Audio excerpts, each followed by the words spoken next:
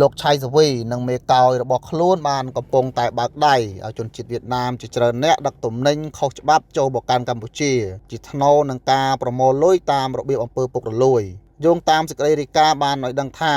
នាយប៉ុស្តិ៍វរៈសេនាតូចការពារព្រំដែនគោកលេខ611លោកឆៃសវី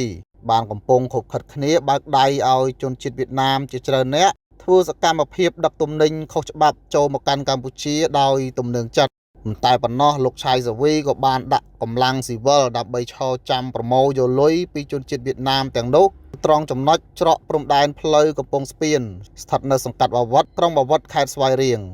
ប្រភពព័ត៌មានដែលទទួលបានក៏បានបញ្ជាក់ឲ្យដឹងថា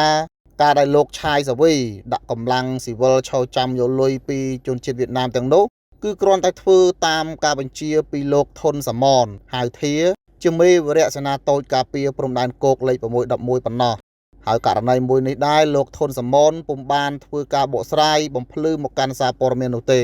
ដោយលោកធុនសមនគ្រាន់តែផ្ញើរូបថតមួយសន្លឹកមកកាន់អ្នកសារព័ត៌មានពាក់ព័ន្ធទៅនឹងសកម្មភាពការងាររបស់ខ្លួនគណៈដែលលោកឆៃសវីនាយប៉ុស្តិ៍វរៈសេនាតូចការពារព្រំដែនគោកលេខ611មិនព្រមលើកទូរស័ព្ទអ្នកសារព័ត៌មាននោះទេ